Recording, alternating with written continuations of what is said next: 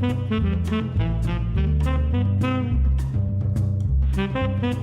and welcome to the History of Africana Philosophy by Chike Jeffers and Peter Adamson, brought to you with the support of the King's College London Philosophy Department and the LMU in Munich, online at historyofphilosophy.net.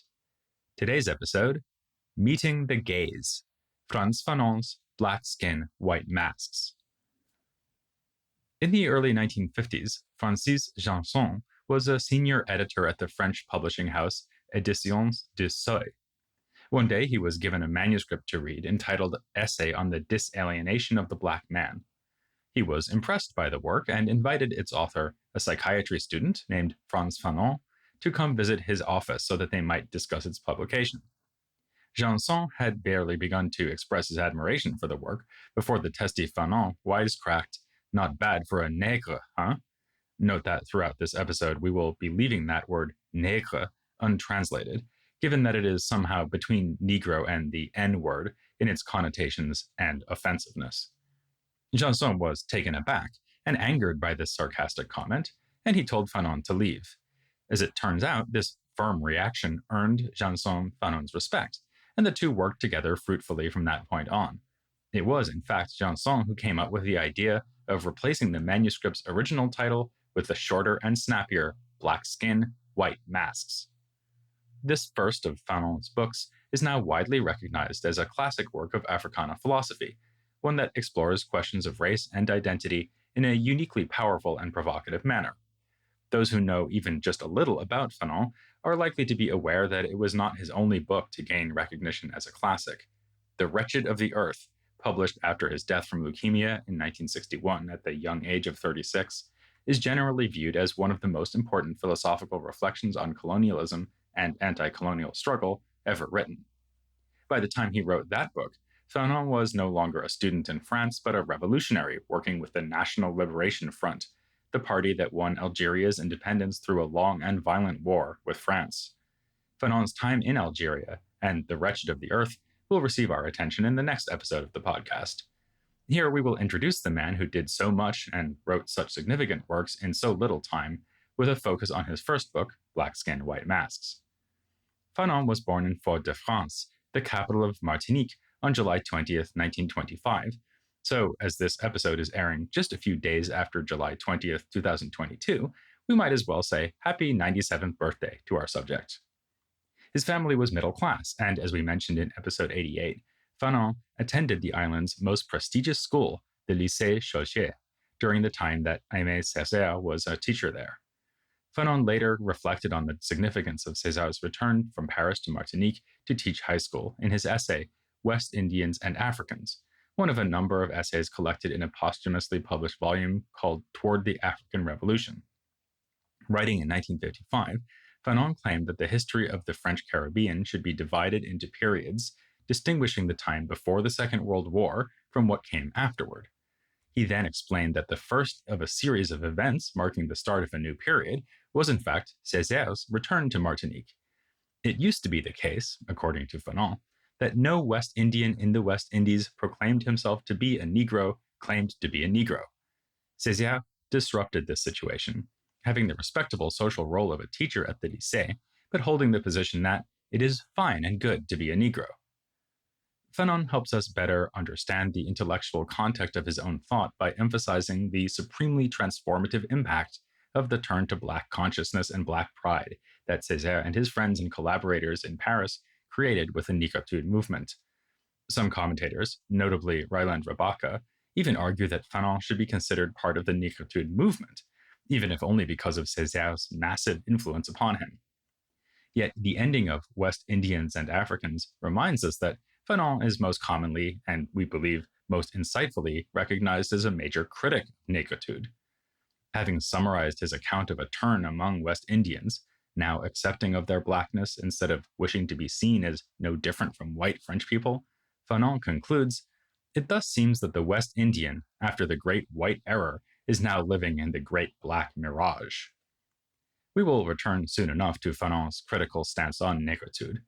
Coming back to his life, his rebellious nature displayed itself early as he surreptitiously escaped from Martinique at the age of 17, traveling by boat to the island of Dominica.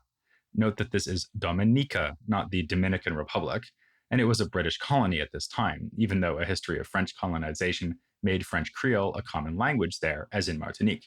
Chike's father hails from Dominica, so please excuse the quick geography lesson. Fanon went to, say it with us, Dominica to join the Free French forces, as Martinique was then under the rule of Vichy France, the regime that collaborated with the Nazis. In Dominica, Fanon attained some basic military training, but his time there was short, as Martinique was soon liberated. Fanon's military career would continue, though. He enlisted in a Martinican battalion and was brought to North Africa for the first time. It would not, of course, be the last.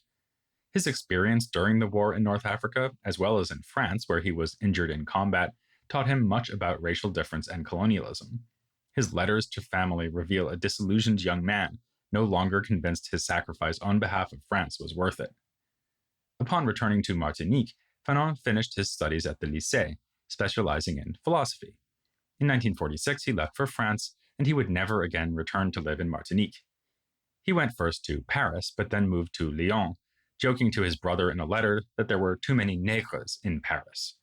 He took up medical studies, specializing eventually in psychiatry. He also began to write a lot, including creative work like some plays that were only recently rediscovered and published. The surrealistic, poetic style of the plays clearly owes something to the influence of Césaire. Black Skin, White Masks, published in 1952, is the product of his thinking and experiences over the course of the late 1940s and the opening years of the 1950s. Among other things, it is a work of psychoanalysis, and Fanon in fact tried to submit his initial draft of it as his thesis for his psychiatric studies. It was swiftly rejected, as his biographer David Macy puts it, on the predictable grounds that it defied all known academic and scientific conventions. Fanon therefore worked on and completed a different thesis focused on his work with a patient suffering from Friedreich's ataxia, a hereditary neurological disease. The thesis raises important questions about how mental illness does or does not depend on neurological causes. One commentator has argued that in this respect, it provides a foundation for Black Skin, White Masks. The thesis takes the position that, even when a mental illness has clearly its origin in neurological disorders, it generally develops in a socially determined relational space, which in turn explains the form it takes. In keeping with this, we can see Black Skin, White Masks as a study of how socially determined relations explain pathologies relating to race. The introduction to Black Skin, White Masks begins with a quotation from someone who we by now clearly recognize as a constant point of reference for Fanon, namely Césaire. Fanon builds on and seeks further to develop Césaire's thinking, even as we will meet other instances where Fanon is trying to criticize and move beyond his influence. The quotation comes from Césaire's discourse on colonialism, and it reads, "I am talking about millions of men whom they have knowingly instilled with fear and a complex of inferiority, whom they have infused with despair and trained to tremble, to kneel, and behave like flunkies." The epigraph, particularly with its talk of an inferiority complex, announces this psychological focus of Fanon's book, indeed the psychological aspect of his thought in general. Both Black Skin, White Masks and The Wretched of the Earth are the products of Fanon's dual training in psychiatry and philosophy. Don't expect to see any explosion today. It's too early or too late. These are Fanon's enigmatic words following the epigraph, a fine example of the evocative and sometimes quite challenging style he adopts throughout much of the text, though his statement of the book's purpose is clear enough. This essay will attempt to understand the black-white relationship. It's also clear that that understanding will be informed by psychology. Fanon speaks of the white person and the black person as locked into their whiteness and blackness, respectively, and he labels this a double narcissism. His use of this term occasions this clarification of his method. Only a psychoanalytic interpretation of the black problem can reveal the affective disorders responsible for this network of complexes. Which is not to say that the problem being dealt with is psychological at its roots. He also writes, "The analysis we are undertaking is psychological. It remains nevertheless evident that, for us, the true disalienation of the black man implies a brutal awareness of the social and economic realities." He therefore refers to what he attempts to accomplish in the book as a kind of socio-diagnostics. In the final paragraph of the introduction, Fanon writes, "As those of a West Indian, our observations and conclusions are valid only for the West Indies, at least regarding the black man on his home territory. A study needs to be made to explain the differences between West Indians and Africans. This is the point to which Fanon would return a few years later in his aforementioned essay, West Indians and Africans. Here in the introduction to Black Skin, White Masks, though, it raises questions as to the scope and applicability of Fanon's claims. Fanon's book has been taken so often by so many to illuminate general problems of racial identity, especially as experienced by Black people in majority white settings, whether in Europe, North America, or elsewhere. Does his circumscription of his account here in the introduction to the experiences of Martinicans and other people from the French Caribbean mean that we should hesitate to apply his work and its lessons to, say, African American experiences in the United States? Fanon himself calls attention to the wider applicability of the book at various points, including in the first chapter, The Black Man and Language. Like Alexander Crummel's speech on the English language in Liberia, which we discussed back in episode 53, this chapter of Black Skin, White Masks explores the topic of language by reflecting on how certain languages can be viewed as powerful forms of cultural capital. The mastery of French by the French West Indian is the chapter's central theme, but Fanon highlights that the concern is generalizable, writing, "All colonized people, in other words, people in whom an inferiority complex has taken root, whose local cultural originality has been committed to the grave, position themselves in relation to the civilizing language, i.e., the metropolitan culture." Chapter 4 of the book is also relevant here, as it is a critique of another book published a couple of years previously called The Psychology of Colonization by Octave Manoni. That book happens to take as its point of reference not the French Caribbean, but Madagascar. Yet again, following in the footsteps of Césaire, who criticized Manoni in his Discourse on Colonialism, Fanon exposes various ways in which Manoni can be seen as blaming the victim and lessening the responsibility of the French in describing the psychological dimensions of the colonial situation in Madagascar. What Manoni seeks to avoid admitting, in Fanon's view, is that it is the racist who creates the inferiorized. There is no reason to follow Manoni in positing pre-colonial roots for the psychological difficulties afflicting the Malagasy or any other colonized people. The source of the problem is the colonial social and economic structure. In between the first chapter on language and the fourth chapter's critique of Manoni, we find two chapters on one of the most prominent themes of Fanon's psychoanalytic account of racial relations, namely the impact of racial difference on the experience of gender and sexuality. Chapter 2, The Woman of Color and the White Man, and Chapter 3, The Man of Color and the White Woman, both focus, as their titles suggest, on the psychological dynamics undergirding interracial relationships of romantic and sexual kinds. The Woman of Color and the White Man features a sharply critical engagement with Mayut Capecia, a Martinican woman who gained fame and accolades with her 1948 novel, which was titled rather appropriately, I Am a Martinican Woman. Fanon quotes passages from this semi-autobiographical work in which his main character expresses a strong preference for white men. He takes this to be paradigmatic of a neurotic obsession with gaining full entry into whiteness that afflicts Black people, at least in the French Caribbean context. In his chapter on The Man of Color and the White Woman, Fanon foregrounds a novel by René Maran, who we first learned about in episode 86 of this series. While it was his debut novel, Batuala, that made Maran famous and, as we saw, inspired great interest on both sides of the Atlantic, just as the Harlem Renaissance was getting started, Fanon's concern is with his 1947 novel, A Man Like Any Other.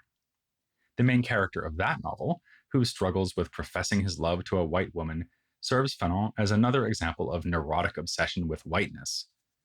Fanon's thoughts on the psychological complexities surrounding the sexual interaction of Black men and white women do not end in that chapter, though. We have discussed so far the book's first 4 chapters, and will soon turn to its 5th, the lived experience of the Black man, undoubtedly the most famous and influential part of Black Skin, White Masks as a whole. Before we see why, though, let us continue the thread of interracial sexual relations into Chapter 6, The Black Man and Psychopathology, which is in fact the longest chapter in the book by far. One of Fanon's main concerns in this chapter is the way that Black men in particular are phobogenic, that is, they are objects that give rise to phobias. He associates fear of Black men on the part of both white men and white women very closely with an imagined sexual power on the part of the Black man, an imagined sexual power that is, of course, often associated with the supposed size of a very specific part. David Macy points out an interesting fact to consider when reading Fanon's thoughts on this topic. His method of composing black skin, white masks apparently involved not writing or typing himself, but rather dictating the text to Marie-Joseph Doublet, better known as Josie, his girlfriend at the time that he was writing the book, whom he then married the same year that the book was published. As Macy leads us to realize, Fanon was speaking aloud to his white girlfriend when composing these provocative lines from the opening of The Man of Color and the White Woman. I want to be recognized not as black, but as white.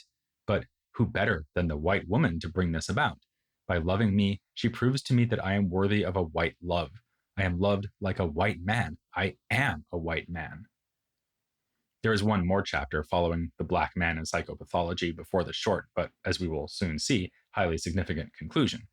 Chapter 7 is called The Black Man and Recognition, and features discussion of two important European thinkers, the Austrian psychologist Alfred Adler and the German philosopher G.W.F. Hegel. Fanon uses Adler to think about how Martinicans position themselves in relation to each other through various sorts of comparisons, but he emphasizes the importance of social conditions in response to Adler's focus on the psychology of the individual. According to Fanon, it is French Caribbean society as a whole that is neurotic. Thus, as he puts it, if there is a flaw, it lies not in the soul of the individual, but in his environment. With respect to Hegel, Fanon embraces his thinking on how the reciprocity of mutual recognition by others is essential for recognizing and valuing oneself. As he understands the history of Black people in the French context, there has not been enough of a struggle on the part of Black people to force white recognition of their humanity. This is another interesting moment where scope becomes important for Fanon's argument, for he views Black people in the United States as having done much more fighting for recognition. He claims that 12 million Black voices have screamed against the curtain of the sky, and he actually quotes the phrase 12 million Black voices in English because he is invoking Richard Wright's 1941 book of that title. This is not the only time Fanon invokes Wright in the book, nor for that matter do we only find Adler and Hegel here in the 7th chapter. Adler comes up a number of times elsewhere, along with various other pioneers of psychology and especially psychoanalysis, such as Sigmund Freud, Anna Freud, Carl Jung, and Jacques Lacan. Hegel recurs elsewhere as well, but he's not the European philosopher who most completely captures Fanon's attention. That would be none other than Jean-Paul Sartre, undoubtedly the most famous philosopher in France at the time. Almost a decade before Black Skin, White Masks, Sartre published his most famous philosophical work, Being and Nothingness.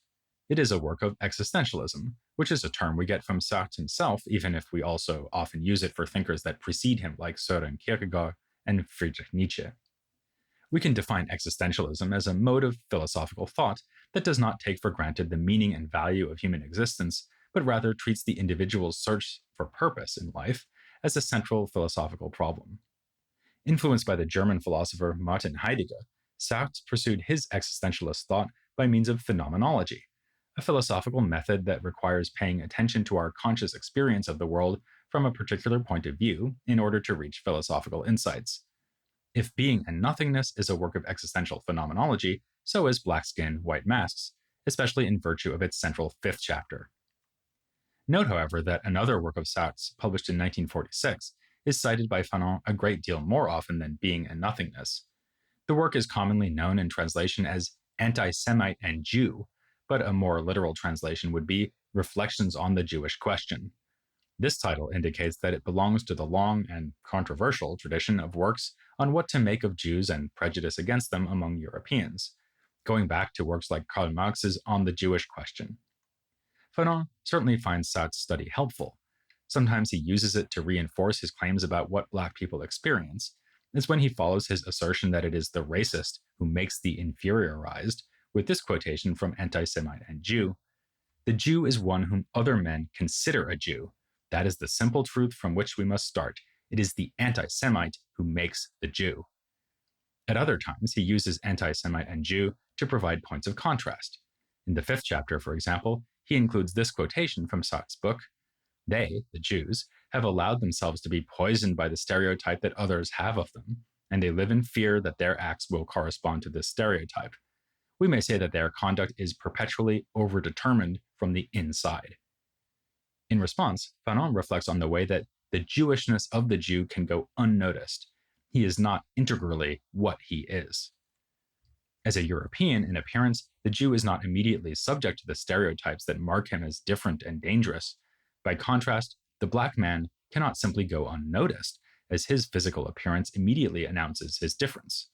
Thus, unlike the Jew, Fanon claims that black people are overdetermined from the outside. The first translation of Black Skin, White Masks rendered the title of the 5th chapter rather inaccurately as The Fact of Blackness, thus masking Fanon's existential phenomenological approach.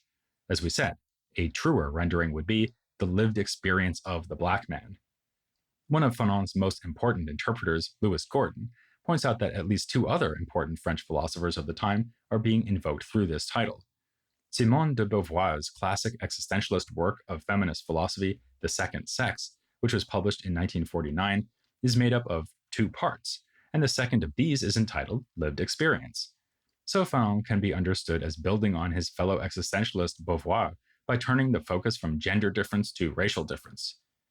Even before Beauvoir used the term, though, it was apparently introduced as a way to translate the German term Erlebnis by Maurice Merleau-Ponty, whose status as a major philosophical voice in France was established by his books, The Structure of Behavior from 1942, and especially Phenomenology of Perception, published in 1945. Merleau-Ponty's version of phenomenology involves a focus on how we experience, perceive, and know the world through our bodies, and consciousness of and through the body is a central theme of the lived experience of the black man. Early in the chapter, we find the book's most famous phrase, "Look, a nègre." It is generally presumed that Fanon is here relating an actual experience that he had in Lyon. He describes a white child excitedly gaining the attention of the child's mother and pointing at the nègre, that is, at Fanon himself. He sums up the existential dilemma that arises out of this experience as follows. I came into this world anxious to uncover the meaning of things, my soul desirous to be at the origin of the world, and here I am, an object among other objects. With characteristically seminal phrasing, Fanon explains here how an encounter with racial designation can flatten the individuality of the black person, thus rendering an active subject into a simple object. We have seen Du Bois talk of double consciousness, but we find Fanon taking it up a notch by talking of being aware of my body no longer in the third person, but in triple. In this moment of awareness, he finds himself responsible not only for my body, but also for my race and my ancestors. In other words, he represents no longer just an individual, but rather a race understood as a kind of homogenized whole, as well as, looking backward in time, a mythical history of that race. Fanon writes, I cast an objective gaze over myself, discovered my blackness, my ethnic features, deafened by cannibalism, backwardness, fetishism, racial stigmas, slave traders, and above all, yes, above all, the grinning Ia bombanania. That final phrase, purposefully left in French in the more recent translation of Black Skin, White Mass, was translated in the first English edition of the book as "show good eatin'," a choice that allows readers to have some sense of the passage's meaning, while raising once again the question of whether the situation of African Americans in the United States is interchangeable with that of French West Indians in France. Ia bon banania was the advertising slogan of Banania, a breakfast cereal, which used the image of a smiling Senegalese soldier in its ads. Show good eatin' captures, at least to some extent, the fact that the phrase Ia bon banania, meaning banania is good, is expressed in a pidgin French stereotypically associated with Africans. If this is the existential dilemma, the problem of wanting to be recognized as human, but being deflated instead by the overbearing power of racial stereotypes, then what is the solution? This chapter, The Lived Experience of the Black Man, presents a series of failed attempts at finding a solution. There are arguably more than 2 attempts, but we will satisfy ourselves with identifying just 2, the attempt at assimilation and the attempt at the reverse of assimilation, which we can specify as negritude. The white gaze, first exemplified with the child who said, "Look, a nègre," to his mother, mercilessly breaks down both of these attempts at escaping the reduction to stereotypes. We've already mentioned one important step in Fanon's argument that the attempt to assimilate must fail, namely that the black person cannot go unnoticed, as the Jew can. Furthermore, Fanon argues that assimilation is no solution because no matter how successful a black man may be, his position in a racist society is always a precarious one. He uses a black doctor as an example. I knew, for instance, that if the physician made one false move, it was over for him and for all those who came after him. What, in fact, could one expect from a Negre physician? As long as everything was going smoothly, he was praised to the heavens, but watch out, there was no room whatsoever for any mistake. No matter the black person's success and achievement, the smallest failure exposes him as the inferior being he always was in racist white eyes. Assimilation is thus hopeless, a position Fanon memorably expresses this way: whereas I was prepared to forget, to forgive, and to love, my message was flung back at me like a slap in the face. The white world, the only decent one, was preventing me from participating. It demanded that a man behave like a man. It demanded of me that I behave like a black man, or at least like a nègre. The failure of assimilation leads Fanon, or at least the character in whose voice he wrote the chapter, to turn to negritude. I finally made up my mind to shout my blackness. Fanon quotes at length from Senghor's essay, What the Black Man Contributes, and from Césaire's Notebook of a Return to My Native Land. For Fanon, a key aspect of negritude is the decision to cease fighting against the projection of stereotypes, choosing instead to embrace them and revalue the characteristics painted by the racist as negative. He writes, I had rationalized the world, and the world had rejected me in the name of color prejudice. Since there was no way we could agree on the basis of reason, I resorted to irrationality. It was up to the white man to be more irrational than I. Think here of Senghor's infamous claim that emotion is Negro as reason is Greek, or Césaire's poetic celebration of those who have invented neither gunpowder nor compass. As it turns out, though, the path of negritude leads to failure, just like the path of assimilation. Fanon's critique is both fascinating and difficult fully to understand. He depicts a variety of retorts to the negritude stance from a white perspective. Firstly, it is unoriginal, as Europe too has had its own back-to-nature mystics.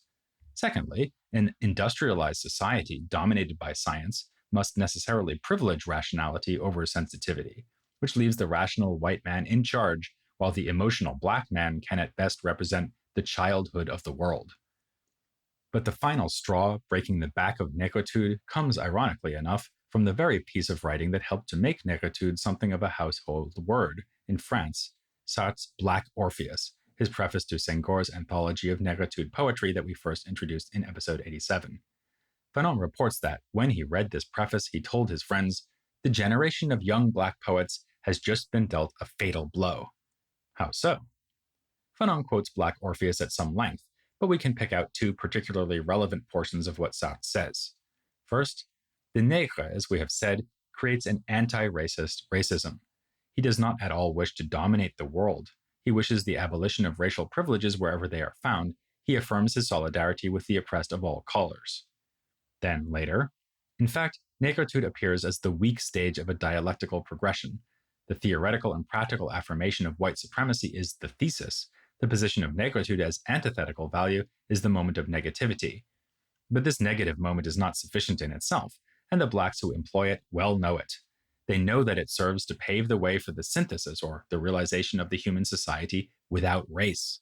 Thus, negritude is dedicated to its own destruction. It is transition and not result, a means and not the ultimate goal. Sartre's proclamation that negritude is dedicated to its own destruction certainly does sound like a condemnation to death, which could explain why Fanon thinks Sartre dealt the movement a fatal blow. But this raises the question, is Fanon criticizing Sartre here? The tone of catastrophe suggests as much, but if he is criticizing Sartre, then why accept that negritude must die? Just because Sartre said so? Tellingly, Fanon says of Sartre, what is certain is that at the very moment when I endeavored to grasp my being, Sartre, who remains the other, by naming me, shattered my last illusion. There's no doubt that Fanon is describing his reaction to Sartre's words as a painful one, but by saying that what Sartre shattered was an illusion, he is evidently calling negritude itself illusory. Perhaps then we should see Fanon not as criticizing Sartre, but as crediting him with revealing a truth. Negritude cannot provide the securely autonomous black identity it seemed to promise. It is a reactive response to the privileging of whiteness. and precisely by being reactive rather than active, it proves itself dependent on whiteness. Thus, negritude must be left behind. Like assimilation, it leaves one tangled in the webs of a white racist society. But as we've admitted, this is a difficult argument to interpret, and most scholars find ways to claim that Fanon really is criticizing Sartre for something. The variety in these interpretations can be surprising.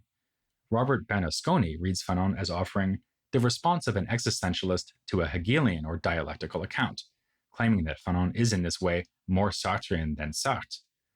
By contrast, Gavin Arnall argues that Fanon faults Sartre not for being too Hegelian, but for being not Hegelian enough. Without deciding who was more Whoian than whom, we would point out that however one chooses to characterize Fanon's apparent critique of Sartre, it must surely be read in the light of the far more blatant rejection of negritude in the book's conclusion. Here, Fanon states, "It is not the black world that governs my behavior. My black skin is not a repository for specific values." To view blackness as associated with specific values, as negritude would have us do, leads the black person to deny what is at the heart of Sartre and Fanon's existentialism, the radical freedom of the individual. Sartre famously argued that, in the case of the human being, existence precedes essence. We are not like tools whose essence and function are the reason they are brought into existence by the toolmaker. Rather, we exist, and then we seek meaning. This means that we are free to define our own purpose. In accordance with this, Fanon rejects the idea of preset values derived from racial identity and imposed upon individuals. In its place, he defends a commitment to defend not only one's own freedom, but the freedom of all others. He writes in express opposition to the ideal of racial solidarity, "Every time a man has said no to an attempt to enslave his fellow man, I have felt a sense of solidarity with his act." There is something powerful going on here, but let us be honest about just how far Fanon goes in rejecting the ideals of Black consciousness, pride, and solidarity. Radical freedom means not being chained to the past. Fanon takes this to mean, among other things, that I have not the right nor the duty to demand reparations for my subjugated ancestors. And it's not just that Black people can't demand reparations. He tells us that ultimately Black people cannot be Black. He writes, "Here is my freedom, which sends me back to my own reflection. No, I have not the right to be Black." To choose to be Black, Fanon tells us here, is to choose to be unfree. So is the choice of the white man to be white. What we cannot do is avoid choosing entirely. So why not choose freedom? We saw that Chapter 5 ended in frustration, with the path of assimilation and the path of negritude both reaching a dead end. Does this existentialist conclusion to the work fare any better? Well, consider this elaboration on his rejection of any kind of devotion to a racially identified culture. It is not because the Indo-Chinese discovered a culture of their own that they revolted. Quite simply, this was because it became impossible for them to breathe in more than one sense of the word. The Fanon we find in this phrase is the one celebrated as a revolutionary. And it is worth noting that this passage seems to have inspired some signs seen during the Black Lives Matter protests of the previous decade, given the similarity to "I Can't Breathe," the chant memorializing Eric Garner, a victim of police brutality. In coming episodes on the Black Power movement, and especially the Black Panthers, we'll be reminded that African American thinkers have been responding to the horror of police brutality for a long time, and drawing on Fanon as they did so. But in the next episode of this series, we will learn more about Fanon's own views on violence, what it does to its victims, and why violent revolt may finally provide a way out of the psychological problems associated with racial difference. That's a dramatic note to end on, but we'll have to leave you in suspense for a while, as this is the last episode of the Africana series before the summer break. We'll return in early September when our look at Fanon's other masterpiece, The Wretched of the Earth, resumes our coverage of the history of Africana philosophy.